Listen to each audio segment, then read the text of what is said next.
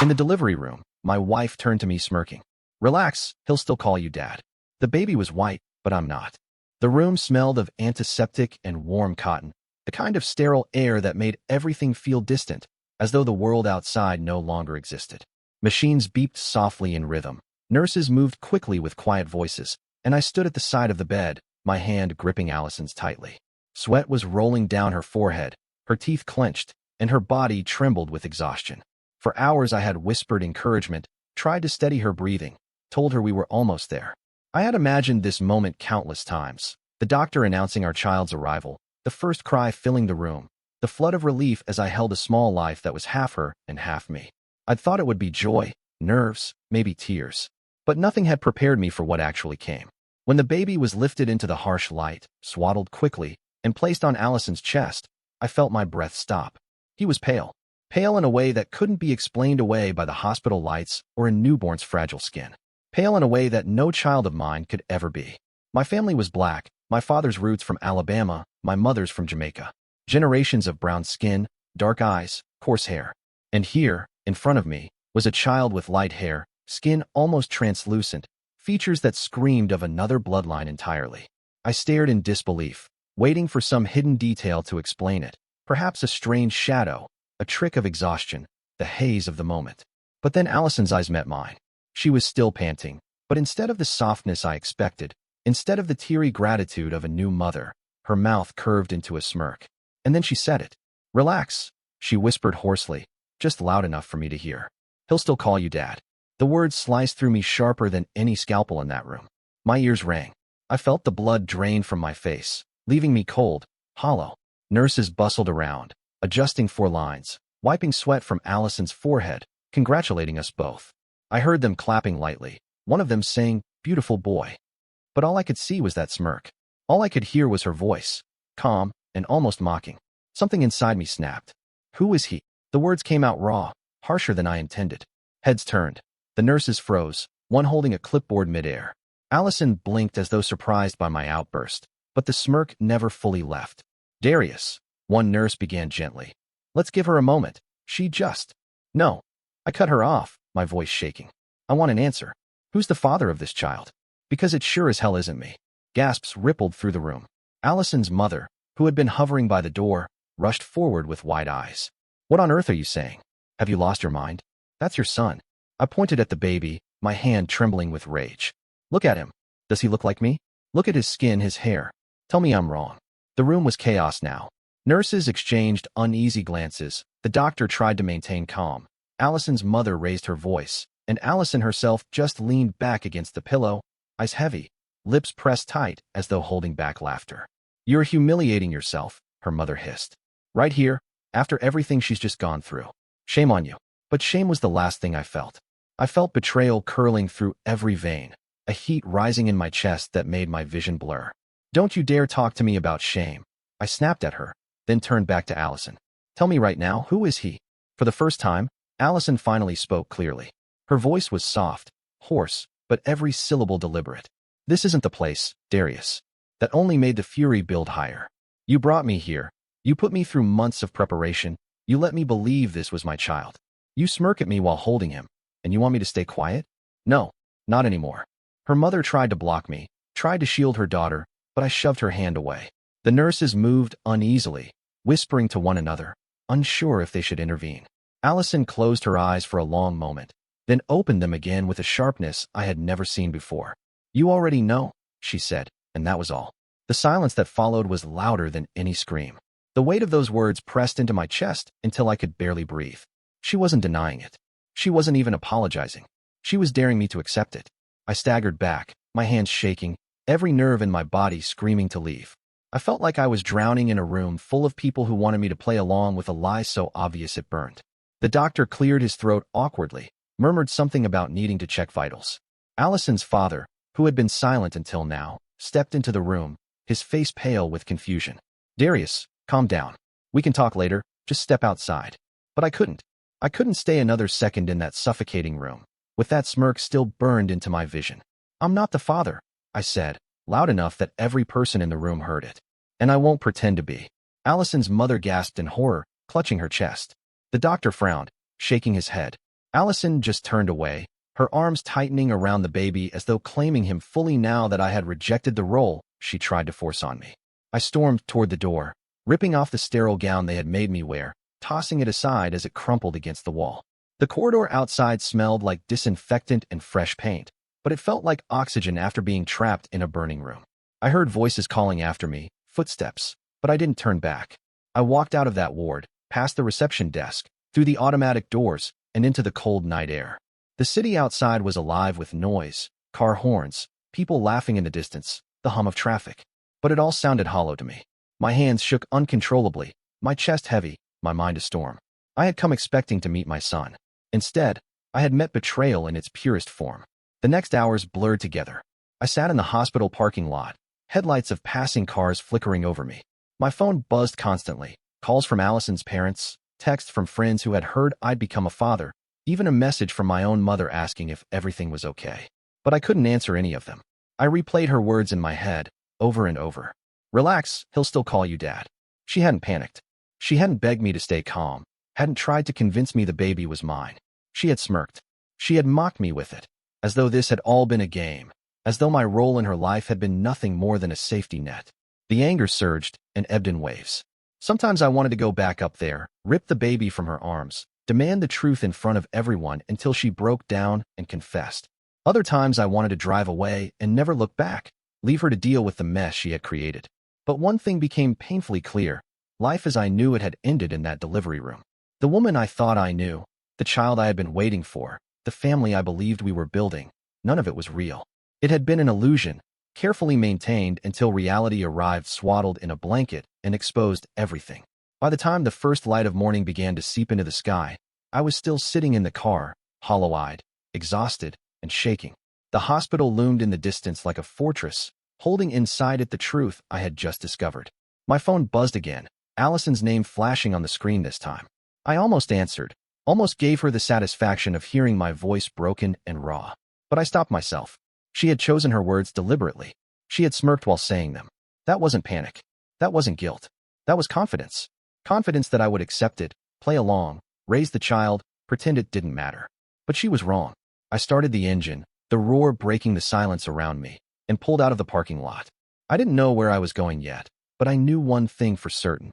I would never be the same again. The house felt foreign the moment I stepped back inside.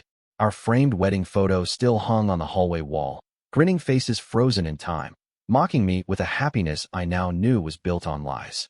The nursery we had painted together sat at the end of the hall, pale green walls decorated with stars and moons, a crib waiting to be filled. I had once stood there with a hand on Allison's stomach, whispering promises about bedtime stories and future dreams. Now the sight of it curdled something inside me. When Allison came home from the hospital 2 days later, she carried the baby with her like a shield. Her mother followed, arms full of bags, scolding me under her breath for not helping more. I didn't care. My eyes never left Allison. Her hair was messy, her skin pale from exhaustion, but she moved with a strange confidence, as though daring me to challenge her again. She sat on the couch, adjusted the baby against her chest, and finally looked at me. We need to talk. I leaned against the wall, arms crossed, every muscle in my body tight. Good. Start talking. Her voice was calm, too calm, the kind of practice tone someone uses when they've already rehearsed the lines in their head. I made a mistake. It happened once. It shouldn't have happened, but it did. I found out I was pregnant, and I knew what that meant. But listen, you've been here with me through everything. You love me. You can still love him. He can still be ours. Our. The word snapped out of me before I could stop it. You look me in the eye, holding another man's child, and think you can sell me on this ours fantasy? She tightened her arms around the baby, her lips pressing into a thin line. What's the alternative? You leave me? You abandon a newborn? Everyone will see you as a coward. My family will never forgive you. People will spit on your name. But if you stay, no one has to know. You'll be the hero, the man who stood by his wife. The sheer coldness in her words chilled me. There was no apology in her eyes, no regret. Just calculation. You planned this, I said slowly, realization dawning. That smirk in the hospital wasn't shame. You already knew. You've been waiting to trap me into this. She didn't deny it. She just shifted the baby, rocking him gently, eyes narrowing as if to say, and what can you do about it? That night, I couldn't sleep. I lay awake on the far edge of the bed, staring at the ceiling while Allison snored softly with the baby in the bassinet beside her. Every creak of the house, Every sigh of wind against the windows made my mind spiral further. I thought of the vows we'd made, the years we'd shared, the trust one had given her without question. And now all of it had been reduced to this. Me, lying next to a woman who had betrayed me with a smirk on her lips. The next morning, I decided I needed answers. Not whispered excuses. Not manipulative speeches. I needed the truth. I remembered the name that had come up a few times during her pregnancy, Colin. A co-worker. She had mentioned him casually, said he was helping her on projects, sometimes stayed late with her at the office. At the time, I hadn't thought much of it. Now the puzzle pieces began to form an ugly picture. I found his number easily enough, saved in our home phone records. My hands shook as I dialed, my chest pounding with each ring. Hello. The voice was groggy, male, unfamiliar, yet now permanently linked to the betrayal burning through me. Is this Colin Hayes? Yeah. Who's this? This is Darius, Allison's husband. There was a pause, the kind of silence that stretches too long to be innocent. Oh, I forced myself to stay steady. You know why I'm calling. Another pause, heavier this time. Then, she told me you two weren't together anymore. The words made my stomach clench. Not together? We're married. We live in the same house. She carried my groceries last week and kissed me goodnight. And you're telling me she said we weren't together? She said it was complicated. She said you were. Look, I didn't know she was pregnant. If I had known, I never. His voice trailed off, strained with disbelief. You didn't know? I swear I didn't. She never told me. She said it was over, that you'd moved on. I thought she was divorced. The anger surged, but beneath it, a strange clarity formed. Allison hadn't just lied to me. She had lied to him too. This wasn't a story of passion or love between them. This was manipulation, pure and calculated. She had taken what she wanted, played both sides, and assumed she could control the outcome. I'm not playing her game, I said finally. But you need to know, that baby she's holding? It's yours. Colin's sharp intake of breath echoed through the phone. What? She gave birth 2 days ago? And it's not mine. The silence that followed was deafening. Then a choked curse. Then the line went dead. When I came downstairs later, Allison was sitting in the kitchen with her mother. Their voices stopped the moment I entered. The baby was sleeping in a carrier beside them. Her mother's glare could have burned holes through me. You called him. I didn't answer. You're tearing this family apart, she hissed.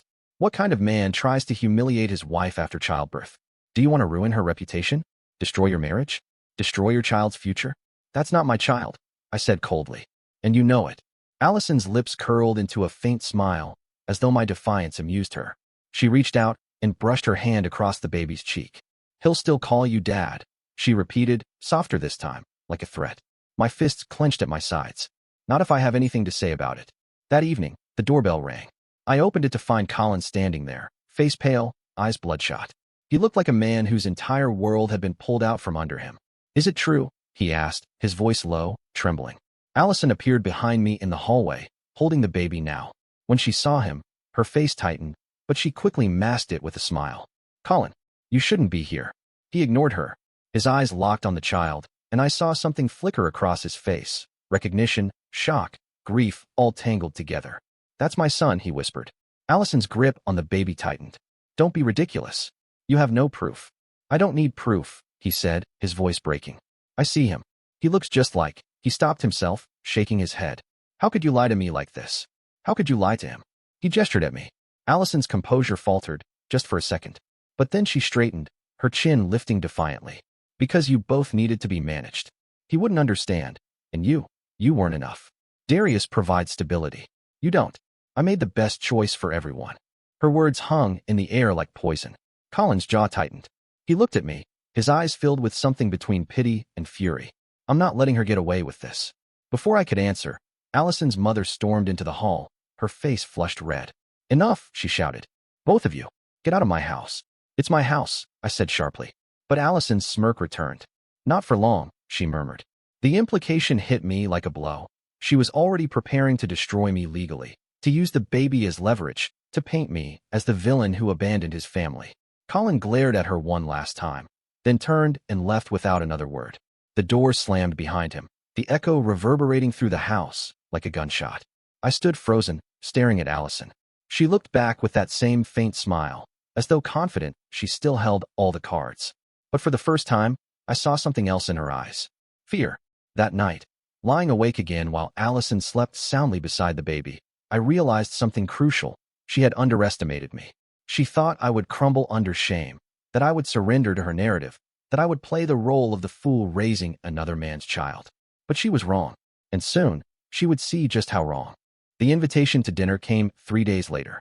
Allison's parents insisted it would be good for everyone, that we could sit down like adults and put this nonsense behind us. I knew what they meant. They wanted me to swallow the lie, sign the birth certificate, and let their daughter save face. But I wasn't going there to play along. I walked into their house carrying a folder under my arm. Inside were phone records, copies of texts I'd pulled from Allison's old laptop, and a printout of hospital visitor logs showing Colin's name. I hadn't been hunting for this. The truth had fallen into my lap because she had been careless. And tonight, I was going to use it. The dining room smelled of roast chicken and garlic bread, the table neatly set with candles flickering in the center. Allison sat at one end, the baby in a bassinet beside her, her mother fussing with napkins. Her father gave me a stiff nod when I entered, his lips pressed into a grim line. "We're glad you came," he said. I sat opposite Allison, locking eyes with her.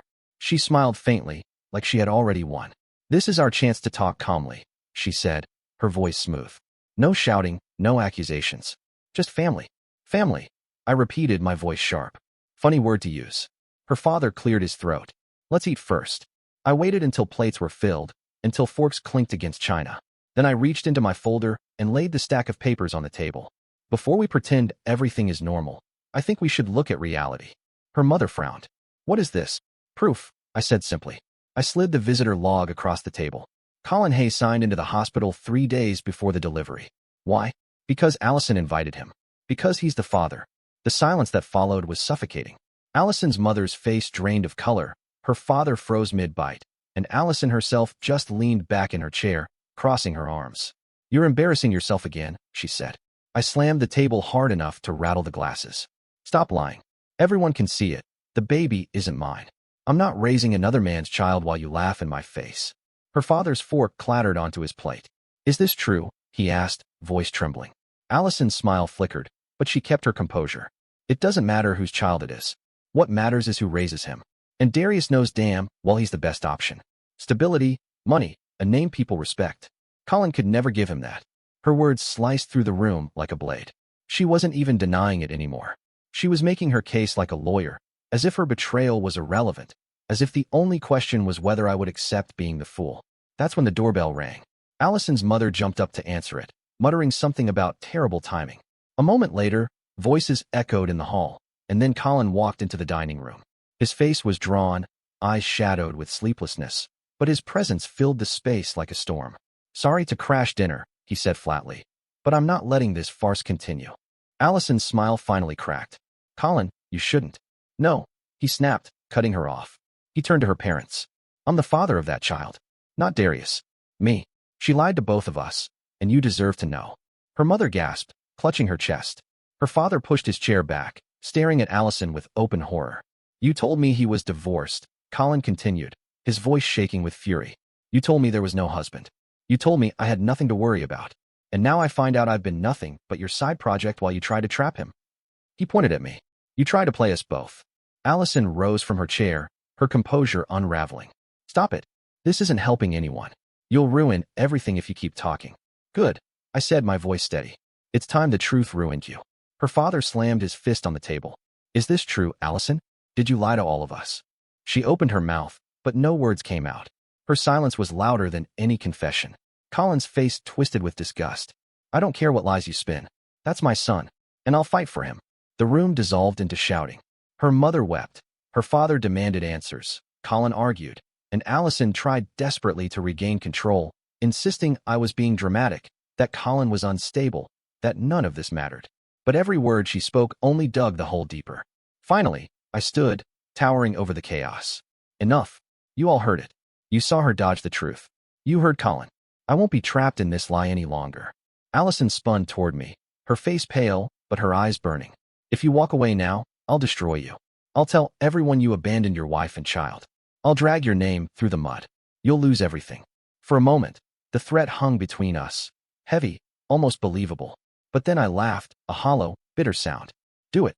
You'll be exposing yourself in the process. The world will see you for what you are. Go ahead, Allison. Burn it all down. I dare you." Her father's voice cut through the tension, low and filled with venom. "Get out," he said to her. "Take your lies and get out of my house." Her mother gasped. You can't mean that. I do, he said firmly. I raised you better than this. And you spit in all our faces. For the first time, I saw fear flicker across Allison's face. Colin turned to me, his jaw set. This isn't over. I'll be contacting a lawyer.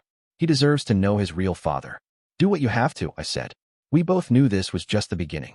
That night, when I returned home, Allison trailed behind me like a shadow. The baby slept in the carrier, unaware of the storm tearing through the lives around him. She shut the door behind her and leaned against it, eyes wild. You think you've won? She hissed. You think Colin will save you? He's weak. He won't fight for custody. He can barely manage his own life.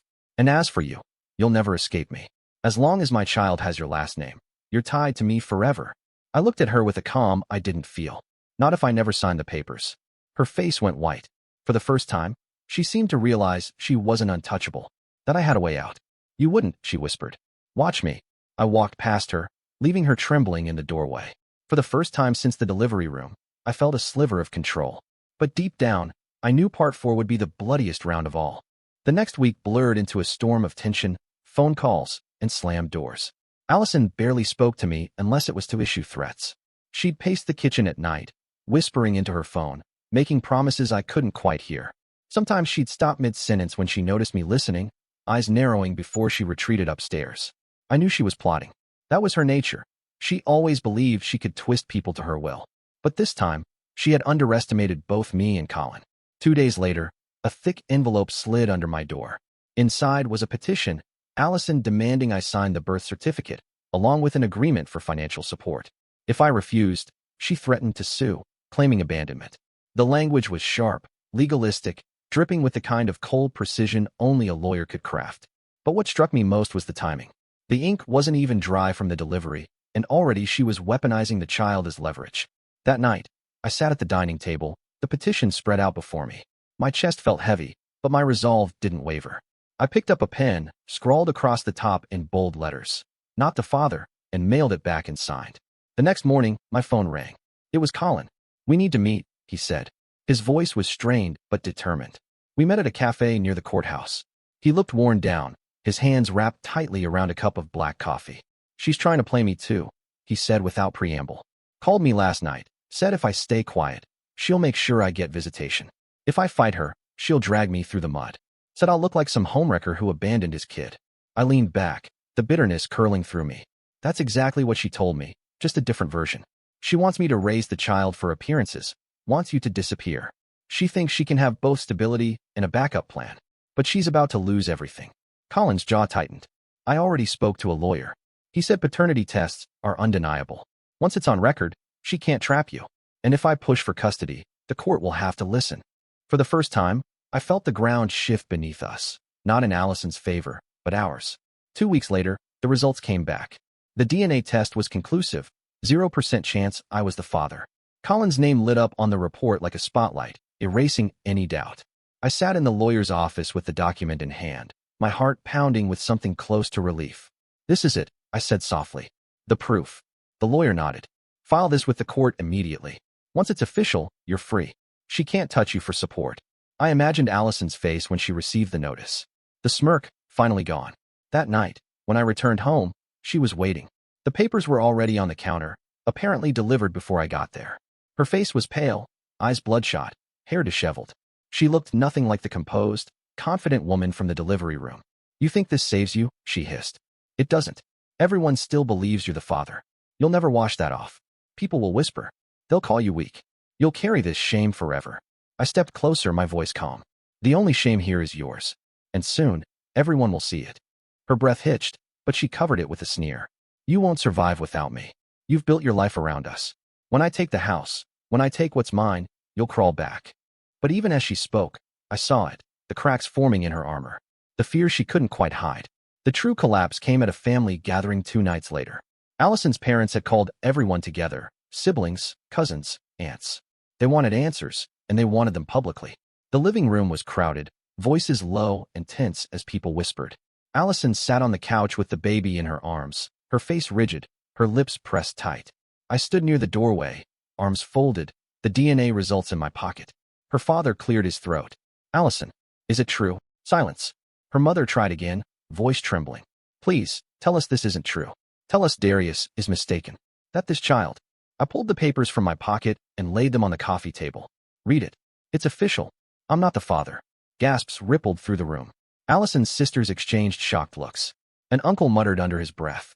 Her mother's face went pale. Her father's expression hardened like stone. Allison clutched the baby tighter, shaking her head. This doesn't matter. Blood doesn't matter. What matters is who raises him. Darius, stop. My voice cut through her plea. You've manipulated me for the last time. You lied to me, to him, to everyone in this room.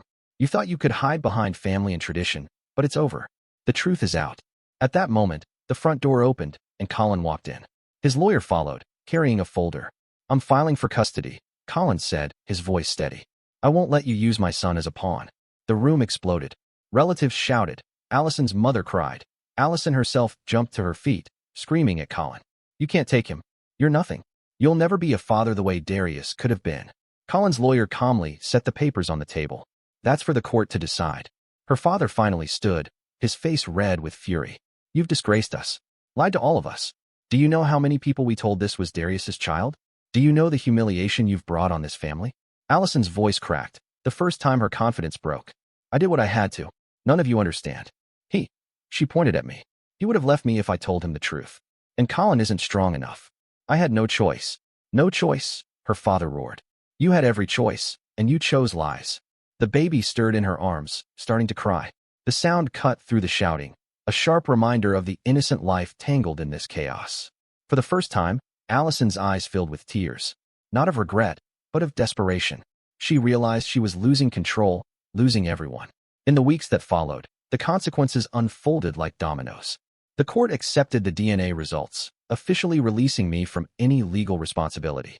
Allison tried to smear me publicly, posting online about how I had abandoned her and the baby, but the truth was already out. Mutual friends turned on her, disgusted by the manipulation. My own family, though shaken, stood by me. Colin pursued custody aggressively. The court granted him partial rights immediately, with the likelihood of full custody once the case concluded. He moved into a small apartment, baby-proofed every corner, and began preparing for fatherhood. Allison, stripped of her safety nets, found herself cornered. Her parents cut her off financially, ashamed of the scandal. Her job put her on leave after whispers of her personal drama spread through the office. The same arrogance that once gave her power now isolated her completely. One evening, I drove past her apartment. She was sitting on the balcony, hair unkempt, rocking the baby while staring blankly at the street below. For the first time, she looked human, small, broken, defeated. Part of me almost felt pity. Almost. But then I remembered the smirk. The words she had whispered in that delivery room. Relax, he'll still call you dad. That moment defined everything. She had chosen cruelty, chosen arrogance, chosen deceit. And now she was living with the consequences. As for me, I walked away free. Scarred, yes. Distrust lodged deep in my chest. But free. The story didn't end in triumph or in tragedy, but in truth. And sometimes, that's enough.